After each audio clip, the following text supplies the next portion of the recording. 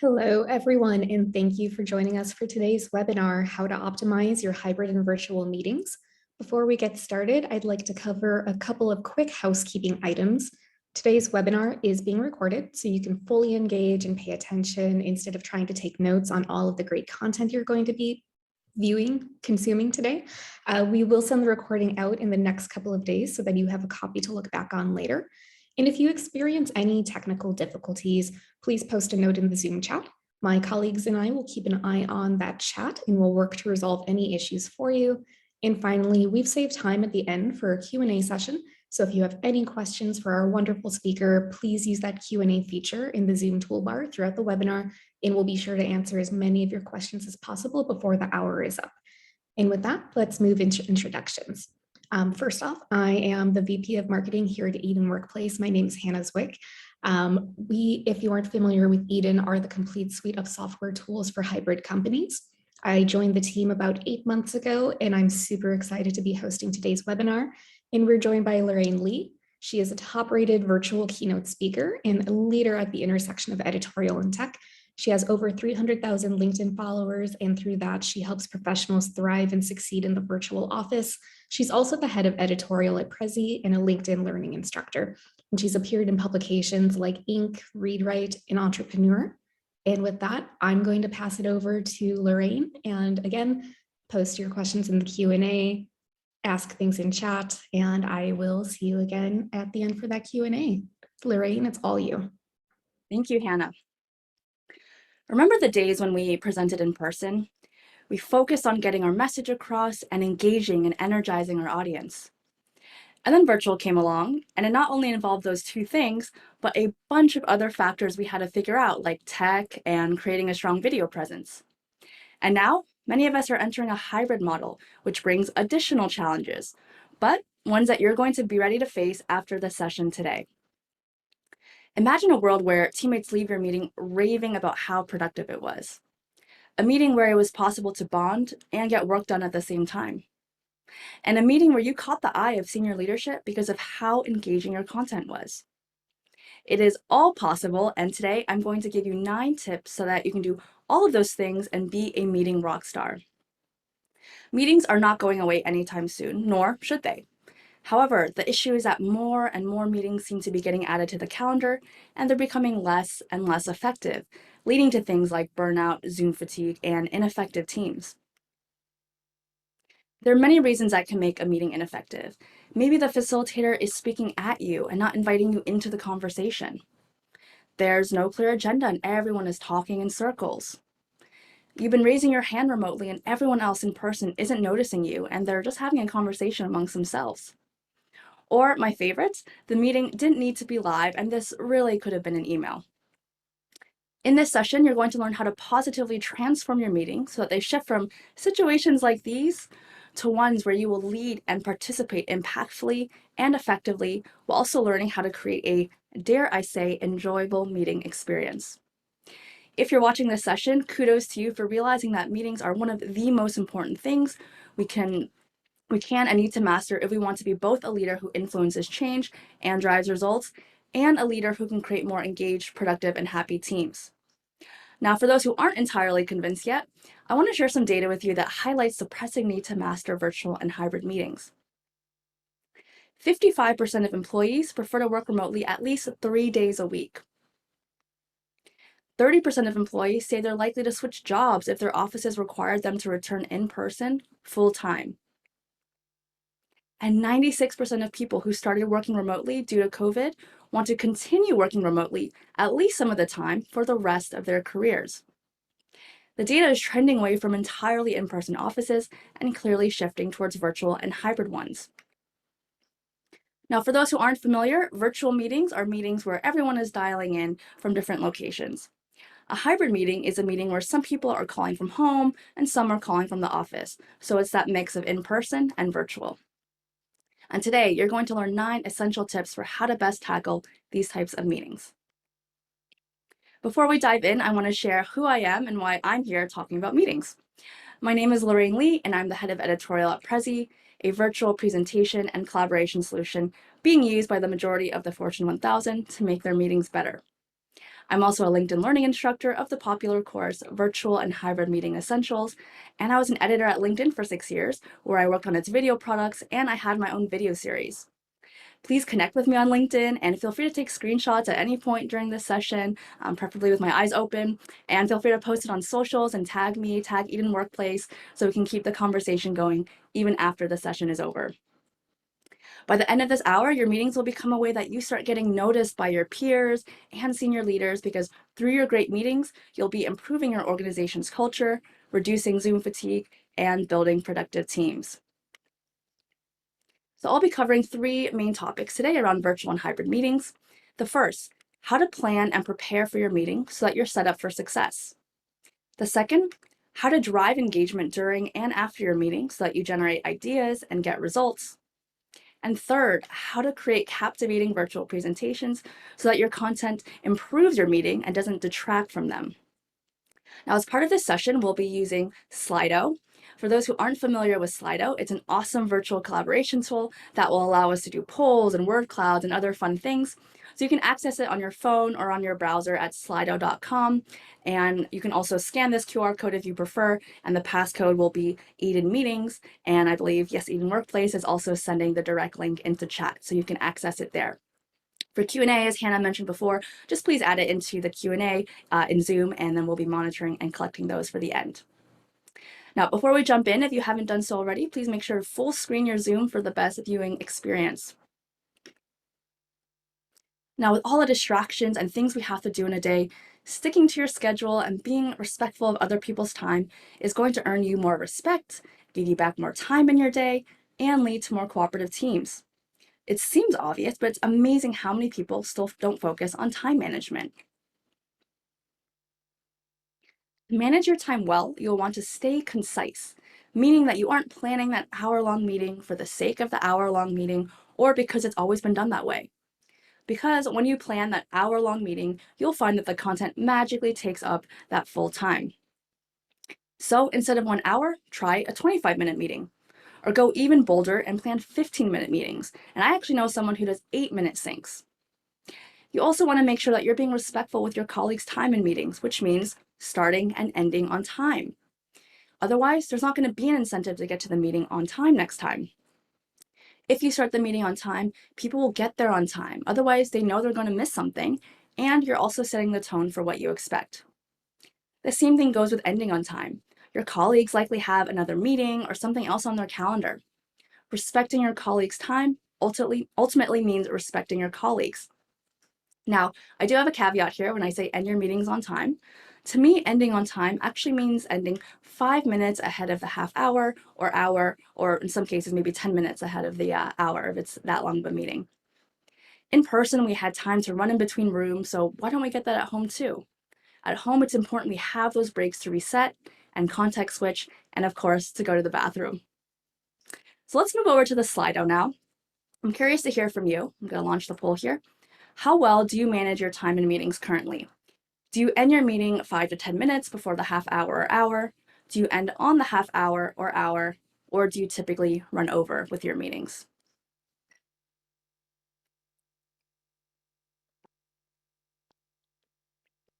All right, it looks like ending on the half hour, an hour is about 60%. None of you are running over, that's great. And about 40% of you are ending 5 to 10 minutes before the half hour or hour. Amazing, so this is a great tip that you can implement. Some of you are already doing it, and I'm glad to hear that none of you are running over. After you've figured out the timing of it all, you'll want to next focus on creating a solid agenda. If I don't see an agenda in a meeting invite these days, I just don't accept it. Without an agenda, meetings are aimless, unfocused, and unstructured. When creating your agenda, you'll want to include your goal. And I actually had a colleague when I worked at LinkedIn who would start off every meeting with the phrase, "This meeting will be a success if," fill in the blank. And to me, it sounded kind of funny at first, but the explicitness of it was great. It kept us all focused on what we needed to achieve, and we knew why we were there. So I like to recommend including no more than 3 items for every 30-minute meeting to ensure that you have enough time to discuss each item and that the conversation remains focused. Now, with each agenda item, take it a step further and indicate how much time each discussion topic should take. And jot down what the clock should read so you're not having to do mental gymnastics in your head while facilitating. So this is what I would consider to be a really solid agenda. Yes, it's going to maybe take a little bit of extra work than what you're normally used to, but it's going to be less work and less time than if you had to schedule multiple additional meetings because you weren't clear and focused to begin with. So I'll turn it back all to you now. As you reflect on your own meetings, think about ones that you've had that could have benefited from the focus and structure of an agenda, and then think about the first meeting you want to add an agenda to right after you watch this session. Next, let's talk about leveraging async communications. For those who don't know, async communication is communication that isn't dependent on time and it doesn't require an immediate response. So that would be things like email, whereas chat programs like Slack or Teams or WebEx usually imply that you're looking for that immediate back and forth. So in this example here, you'd only have overlap in working hours in the blue zone, so async would be used for all the other times in white. Now, async comms is one of my favorite types of communication before and after a meeting. Let me give you an example that many of you can probably relate to. I got invited to a task force, and the calendar invite said they wanted to figure out next steps for how we were going to implement a new policy. No other information. I asked if there was more context I could share async. Once I got the context, I then asked if there was async work we could do ahead of time so that the meeting time wasn't used to have an unstructured conversation that likely would not have led to productive outcomes. I really wanted us to have something concrete to work off of when we met. I ended up spending the next hour writing 5 pages of best practices for a guidebook we were creating. After that, we didn't need to spend any time on the call discussing what to include or not to include in the guidebook. With this piece of content, we could comment and work on something tangible, and we actually ended up not rescheduling the meeting because we didn't need it. There are other ways that async is beneficial. You can replace status update meetings and let your team watch your updates on their own time. By giving your team more flexibility, they're going to be happier and more productive because they're using their time well. You can give context ahead of a meeting or get feedback ahead of a call, which is the example I just shared. You can also use async after the meeting. So summarize what was covered as well as next steps. And video is actually going to be great at capturing tone and making sure your message or meaning don't get confused. The key takeaway here is that by leveraging more async communications and videos in particular, it makes the live meetings you have that much more meaningful and likely to get participation because your team will know that you only schedule live meetings when it's completely necessary. So let's go back to the Slido. I want you to think of a meeting that you can experiment with in the upcoming week. Or maybe you can start on Monday next week. How do you plan on leveraging async? So do you want to send a pre-read? Maybe you'll send a video ahead of or after the meeting. Maybe you'll just replace a meeting entirely and just include a status update, a few of these, or maybe you still need some time to think it through. I know there's a lot of different ways that you can use async. Okay, so about half of you are going to use a few of these, which is wonderful. Oh, yes, someone wants to replace a meeting. Great. But 25% of you want to send a pre-read, 13% still want to think it through. All right, wonderful. Well, the majority says a few of these, so that's great. I'll keep the poll open. Just feel free to keep responding as you think through it. So now that we are all set up now to plan and prepare for our meetings appropriately, let's dive into our first recap. To plan and prepare effectively, we'll want to focus on time management, always including an agenda and a goal, and leveraging async. Next, let's dive into what we need to drive engagement during and after meetings. We'll first need to create a strong foundation in the meeting itself. That means that we need to designate rules of engagement, which indicate how we want people to participate. So I like to recommend that above 4 participants, you really should be using the hand raise feature. This is really important to ensure that all voices are included, and it's especially true for introverts. As an introvert myself, I can tell you that once the meeting hits 5 people, I start getting really overwhelmed trying to figure out when to unmute and speak up. And in a hybrid setting, this is even more critical. You don't want people speaking up in the room together, drowning out the voice of that one remote attendee or multiple remote attendees. And then for my rules of engagement, I like to encourage people to use the chat feature or something like Prezi's on-screen responses. Really, the important thing here is that if you're leading the meeting, you want to acknowledge when you see something in the chat or on someone's screen so they know that they're being heard and it's not just the people speaking up who got the acknowledgement. It's also important to remember that speaking up in a virtual or hybrid environment is very, very different than speaking up when we're all in person. We can't read the room as well through body language and facial gestures, so we need to create these really clear rules around participation to ensure that everyone feels valued and seen. Now I'll ask you all to reflect now on your own meetings. What will your rules of engagement be? What can you do to ensure that everyone has a chance to participate? And don't forget to add your rules into the agenda and just state them again at the start of the call to remind everyone and make sure everyone's on the same page. Next, you'll want to ensure that if one dials in, all dial in. One dials in, all dial in is going to ensure equity in meetings in a hybrid office. If one person in your meeting is virtual, all should be virtual. And this is probably going to solve 90% of the issues that many of you might be experiencing right now on hybrid calls. Nothing creates a more inequitable experience than everyone talking in the room with one person struggling to hear what's going on from their laptop at home.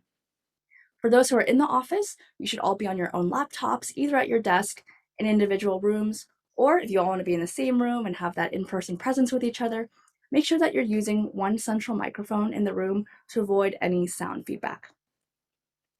Next, we'll talk about the importance of using power words ahead of and during your meeting.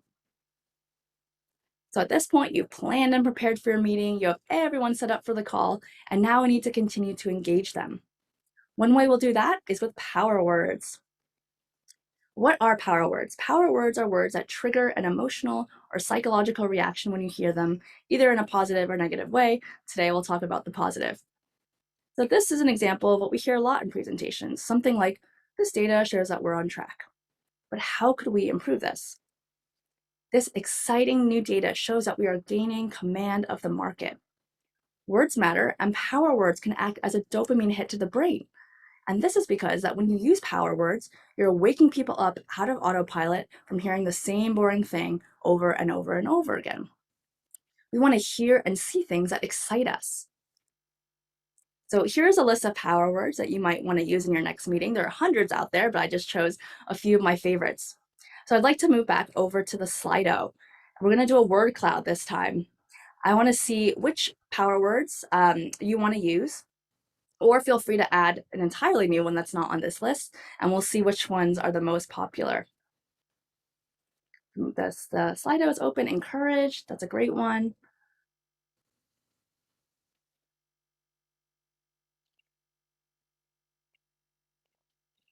Oh, 2 for encourage so far. Motivate, advance, great. Transform, I love it. Yeah, and remember, these are just a very small list here. You can definitely find many, many more online. Boost, motivate, advance, wonderful. Well, keep typing. I always take a look after the event, so I definitely want to see all your favorites here, and maybe you'll give me some new ideas as well. So here's another powerful example of what power words can do. They can prime people so they enter your call energized and ready to engage. Let me tell you about the yogurt study by Brian Wansink. Brian got a room of people together in a dark room, and he asked them to rate how the strawberry yogurt tasted to them. 59% thought it had a nice strawberry flavor. Turns out it was chocolate yogurt the whole time. They had been primed to expect strawberry, so that's what they tasted. You can do the same thing with the words you use ahead of your video calls. How many of us have gotten a calendar invite that looks something like this? Lorraine and Andrew one-on-one. Oh, I'm already dreading it. What does Andrew want? But what if we changed it to something like this? Power brainstorm, design ideas for company rebrand. I now know what the meeting is about. It feels more high energy when I see words like power and brainstorm. So now I know I need to show up with ideas. And the emoji even makes it more fun too. And it's going to break up my calendar and catch my eye. And once you have primed people to come with this energy and mindset, you'll be better positioned to have more fruitful discussions during the meeting. And that leads us to tip number 5, encouraging participation. To encourage participation and avoid meetings where one person is talking at everyone the whole time, you'll first want to use the passive to active meeting framework. I created this framework to break down the essential steps I believe facilitators need to consider when leading a video call, and I encourage you all to download it, this link here, take notes about what you want to do for each section. So the first step is to warm up the crowd. And if that sounds like you're an entertainer, you are right. We need to put on the hat of entertainer when we facilitate a meeting and find new ways to engage people and get their energy levels up. Video does require us to do more than we did in person because video kind of mutes energy on camera. Also, when everyone joins a call and it's awkwardly silent, or the small talk is always asking about the group's weekend or the weather, that's setting the tone for the meeting, and people are already going to go into it dreading it, expecting that boring small talk. Instead, you can do things like play music, have a question of the week to kick things off, or simply ask more creative questions like, what are you working on right now that you're really excited about? The second is to invite people to participate. Show that you want people's ideas and opinions by asking questions. So one great idea I actually heard recently was to have everyone ask a question at the start of a meeting to show that questions are valued from all members of the team, no matter what level you are. You can also try things like polls to get the juices flowing, or ask people to write something down. After you invite, pause at least 5 seconds. At least in American culture, 4 seconds is when people start getting uncomfortable. And I will just say it now, you're going to be uncomfortable too, but you really do get used to it after doing it enough times. I personally just bask in the awkward silences now. And you know what? Someone usually speaks up at second 5. And that will often trigger another thought or question in someone else's head, and then it starts a discussion.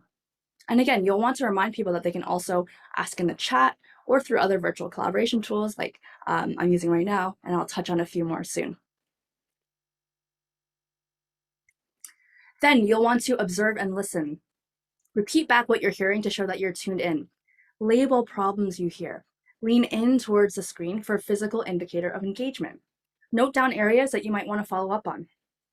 Then, interact by asking follow-up questions, building on top of what someone else said, and simply just thanking people for chiming in. Video is so scary to a lot of people, so let's create a safe space and make people feel comfortable and valued. And then we start back at that invite step again. Now let's go back to the Slido, and I'd love to know which step you want to practice first.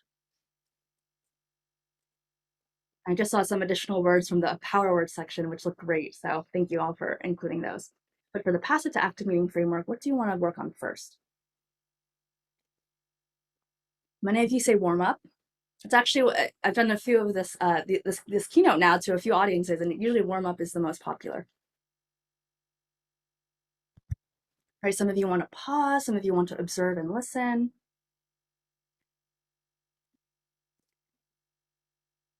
Okay, amazing. Yes, again, keep voting. I'm going to take a look at this later, and I'll see what the winner is. So let's move on to asking specific questions. And for those who selected warm up or invite or interact as your areas of focus, this will be particularly beneficial. How many of us have been called to a meeting with a loose agenda where the organizer says they want to talk through a problem, but it's not exactly clear what the problem is because it's such a big topic? You arrive to the meeting, they kick it off with a very open-ended question that you could answer in 10 different ways depending on what they actually want to know about. When you can come to the meeting with very specific questions you want answered, it helps focus the conversation and allows you to think through what issues or questions you need resolved ahead of the call. So instead of, I want to discuss our concerns if we move our blog, you can try something like, what concerns do we have moving our blog for 3 key areas: SEO, design, and engineering? What will impact your team the most, and is there anything else we should consider? Instead of, how do we want to proceed with this task force, which is the example I gave earlier, you can ask questions like, what is our success metric? How often do we want to meet? What work can be done async? So we saw a great agenda before, and these questions will support your agenda during the call. Now, they don't need to be written on the agenda per se, but you should know what you're trying to solve for with each topic. And these questions are going to be how you get your answers. Now, as a facilitator, you can also consider sending these questions ahead of time as async prep to get people thinking before joining the meeting. And who knows, if you're lucky, maybe all the work can be done async, and then you end up canceling the meeting. Next, I want to talk about some tools you can also use to help facilitate these conversations. Let's open up our hybrid toolkit. We hear a lot of people talking about Zoom fatigue and video burnout, but I truly believe that this is because people aren't using virtual to its full potential. We're on video, but we're using it in the worst ways possible with screen shares and ineffective ways to collaborate. We all watch so much Netflix. Well, I know I do at least. We're not tired of video. It's just the bad video that we don't like. So I wanted to share a few of my favorite tools with you to make your hybrid collaboration better. I'm going to start off highlighting Atlassian, which our marketing team uses for project management, and Confluence pages, which are like internal wiki pages. Slido, obviously I'm a fan of this tool. I've been using it throughout this presentation. I personally love the ability to upvote questions so you can see what's on everyone's mind. And they also have polls and word clouds and other fun features, which you're seeing firsthand during this session. And this is also a really great tool to send before, during, and after meetings to get people thinking and contributing ahead of the meeting. And it's also especially helpful for those introverts out there. We also have Menti, which is another option for creating interactive polls, quizzes, etc. Figma for collaborating on designs. We were using it heavily actually for a recent hack week we did, and we had this onboarding guide all laid out, and we just added a bunch of our feedback with post-its. It was super collaborative, super efficient, effective. So I love it for that. Miro is another similar tool. I recently discovered that Poly has a meeting feedback tool, which makes it very, very easy to get feedback after a call to see how effective your meeting was. And they have that on Slack and Teams. And of course, Prezi Video for more engaging meetings and presentations. So let's move over to the Slido now. I know that I'm speaking and sharing some of my insights, but there's a lot that we can learn from each other. So selfishly, I love to learn about new tools. So let's take a minute to share any other collaboration tools you use that aren't on this list, or if you're using ones here, feel free to add them too, and we can see which are the popular ones out there, and hopefully some of us get inspired to try out some new tools as well. Asana, yes, that's a great one. Love Asana. Notion, Mentimeter, great. I called it Menti for short earlier. We use Slido as well. Would love to learn more about other tools. Mentimeter, Wrike, these are awesome. Asana, Slack, Key Hubs. Never heard of that one. I'll have to check that out. Anyone else want to chime in? Give another few seconds. No? Okay, no worries. Again, leaving this open. Definitely keep adding. Breakout rooms. Yep, that's another great way to get people engaged. So keep typing away. This is a great list, and I'll be reviewing it after the session is over. So next, let's talk about what to do after the live meeting is over with tip number 6. To me, everything that happens after the meeting is just as important as what happens before and during. In fact, I think it can be considered even more important because the actions that you take afterwards ensure that what you discuss actually comes to fruition, and it can really make or break trust within a team. And trust is everything in a virtual office where you might not see your coworkers face to face very often and be able to build those relationships as easily. So the first thing you'll want to do is to set clear deadlines and assign clear action items. Remember earlier I said to end meetings 5 minutes before the half hour or hour? Even before that happens, you'll need to save an additional few minutes to make sure everyone's clear on next steps. Then I recommend creating temporary chat channels. So these channels are one of my favorite ways to keep conversation in one place and hold people accountable for their tasks. And I'm sure many or most of us have way too many channels. So what I like to do is to include the word temp in the channel to indicate that this is something temporary and that will be archived after it's completed. So an example of one I created recently was content marketing backfill temp. And then I also recently ended up archiving it once we were just done discussing what we needed to discuss. With chat channels, I recommend making deadlines super clear by mentioning both the day and the time that you want something due to make sure your asks are crystal clear. So for example, I could say, Hannah, I would like you to send this to me next week. What does next week mean? Hannah might think it's Tuesday, I might think it's Thursday. Okay, I can get more specific. Hannah, can you turn this in on Wednesday? And maybe I think Wednesday means 12 p.m. and Hannah thinks it's end of day. And so I'm spending that time to check in. Maybe Hannah feels micromanaged because I wasn't specific. I feel frustrated because I didn't get the project when I thought it was going to be due. And so this is a reason you have to be as specific as possible, include the day, include the time. And then I also like to ask people as well, does this deadline work for you, to make sure that it's really a team effort and it's not just me, spewing out deadlines. We want to make sure that it works for everyone. And then it also holds the other person more accountable once they agree. Now, those were our 3 tips for driving engagement. Let's go into our recap. To drive engagement during and after the meeting, you'll want to create a strong foundation through rules of engagement, making sure everyone is dialed in, literally and figuratively, and priming with power words. We'll want to facilitate and encourage conversations with the passive to active meeting framework, asking specific questions in your hybrid toolkit, and have your post-meeting actions ready with temporary chat channels and a game plan for following up on deadlines. Lastly, I'm going to share some tips for how you can create captivating virtual presentations, since presentations are also a cornerstone to our meetings. Many of us continue to see presentations where the presenter is screen sharing and they're sitting on a slide for 10 minutes and your response is either this or this, when you should really look more like this. So how do we make sure that we're standing out and they're not tuning out? One way we can do that is with the Think, Do, Feel matrix. Now, the Think, Do matrix was created by author and professor Andrew Abella. And what this matrix does is it helps you map out how your audience thinks and what they're currently doing. And then it helps you decide how you want these things to change after they see your presentation.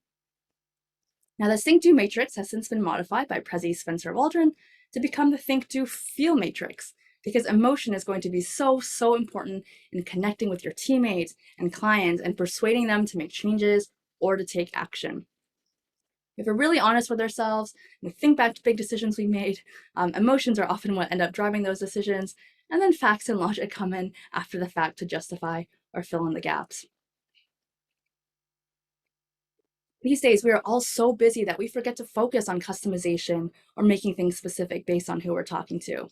So if you can do this and fill this out, you're going to be miles ahead of your peers. And if you don't have the answers, this is a great time to ask questions so you can fill in those gaps. Now, I encourage you all to take a step at filling this out before your next presentation. This is an example of one I did for this keynote. Now, this matrix is going to definitely help you create a more memorable presentation because you're going to have a better understanding of who your audience is and what you want them to walk away with, which of course is going to help you build the right content for them. Now, once you've filled this out, the next thing you'll need to do is add movement to your presentation. Excuse me. Adding movement is going to spike your viewers' attention by boosting dopamine in the brain. And while I can't promise that your next video meeting will be as exciting as a car chase, you can definitely get closer to it as you start adding some movement. So let's take a moment to really confirm our hypothesis by moving to the Slido. For the last 15 seconds or so, what were your eyes drawn to? Were you watching the video of the car chase? Were you looking at the picture of the car chase? Or were you looking at me? And there's no wrong answer, and I won't be offended if it wasn't me. Okay, most of you all of you so far saying video of car chase. Amazing. Yep. Wonderful. I mean, all of you say video. Sometimes there's a few nice people who are looking at me. Very rarely is anyone looking at the picture of the car chase. So great. So you're all seeing firsthand just how powerful movement can be. And it makes sense. There was just so much more going on and so much more for us to look at. Our brains get quickly bored looking at something that hasn't changed. And that's why action movies and just movies and TV in general are so exciting. So I like to recommend at least 2 slides or movements per minute in a virtual setting. And they don't have to be big movements with crazy animations. For example, you can do subtle movements like this to keep your audience engaged. And anytime you can add novelty like that, our brains love it, and then we pay even closer attention. So now that we have movement down, let's talk about our last tip for creating captivating presentations, which is visuals. I think many of us have probably heard various stats showing just how powerful visuals are.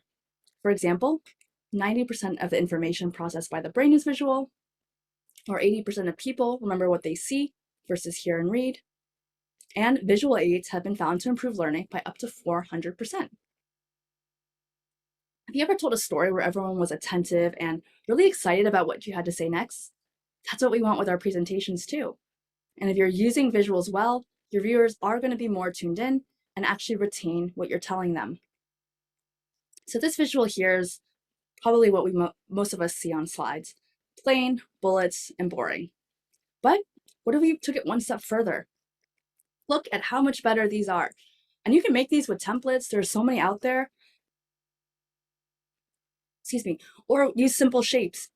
The visuals just make you look so much more prepared and put together. And again, with the priming we talked about earlier, it is priming people to think in a more engaged and positive way about your presentation before it's even started. Now, the last way that visuals give the wow effect is when you can implement what I like to call the teacher effect. When you can use visuals creatively and walk through content similar to how a teacher might at the front of the classroom, there's that added level of authority and competence that you exude, especially when it comes to data and numbers, which some might describe as more dry contents. It becomes that much more imperative to get creative with visuals and really just take advantage of what's possible in our virtual environments. So think about the next presentation you have and think about those slides that you typically add a lot of text for and how you might replace some of that text with a visual. Now let's enter our next recap. To create captivating virtual presentations, you'll want to use the Think, Do, Feel matrix, add movements, and use visuals. And that concludes our 9 tips. Thank you so much again for tuning in. If you have any additional questions or just want to connect, you can add me on LinkedIn.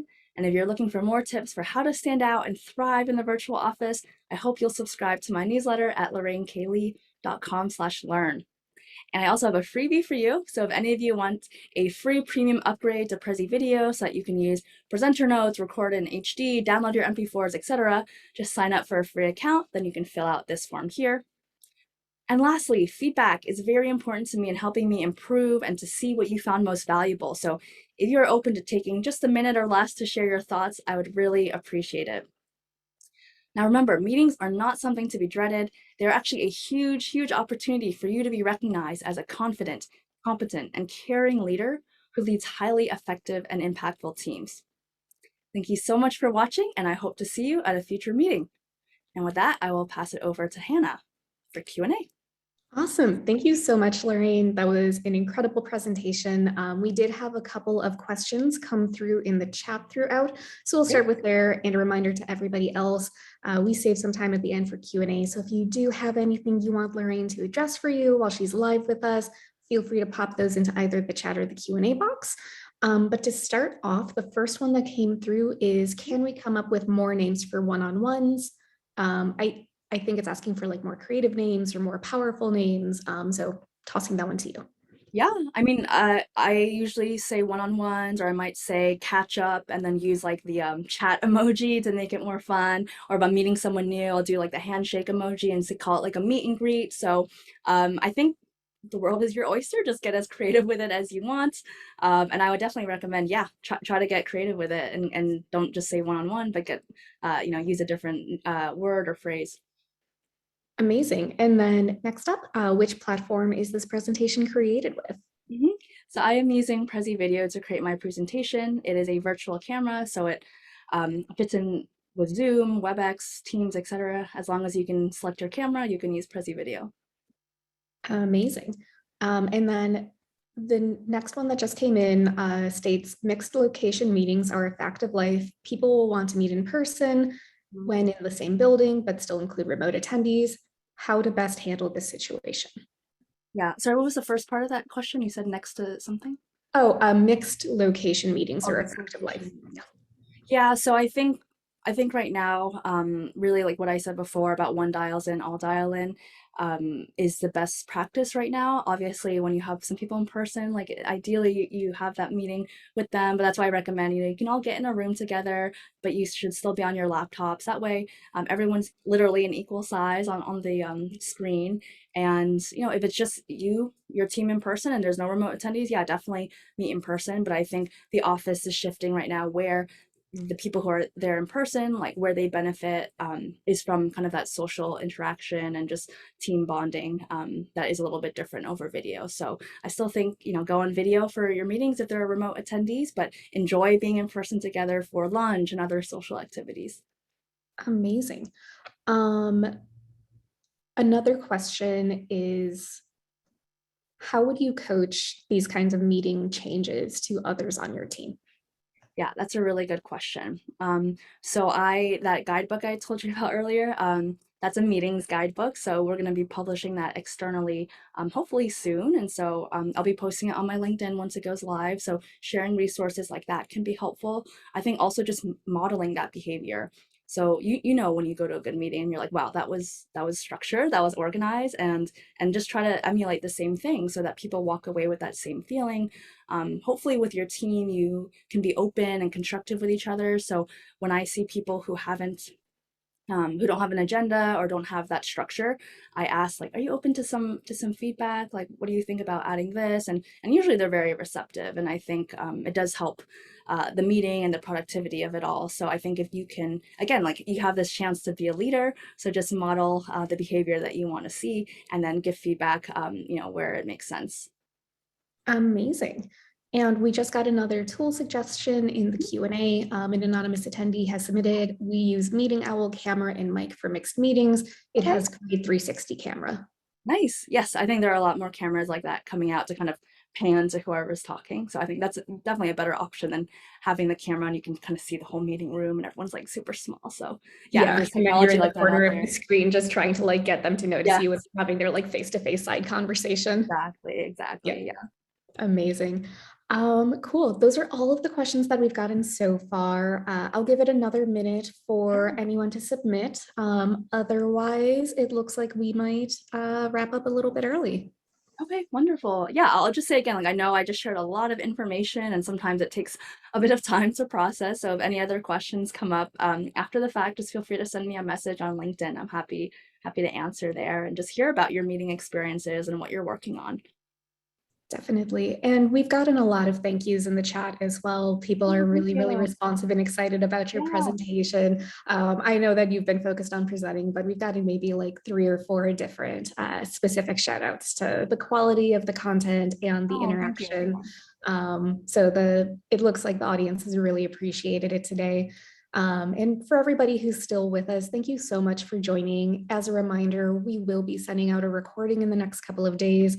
So if you want to reflect on anything, feel free to watch that again, share it out with your colleagues. And again, connect with Lorraine, follow her. She posts great content. And we will be sending a post-event we just got a Q&A. Yes, there will be a replay available. And we will be sending out a post-event survey. So if you wouldn't mind spending just a moment answering the 5 questions that are going to pop up when you close down your Zoom window, that would be so much appreciated to help us make sure we're delivering great webinar content in the future. And Yes, Lorraine, feedback is thank key. you again so much for joining us. It's Yeah, thank been you for a having me. wonderful I'm so excited presentation. to talk to your audience. Definitely amazing. Well, I will let everybody else enjoy their Wednesday. And again, thank you everybody so much for joining us. Thank you.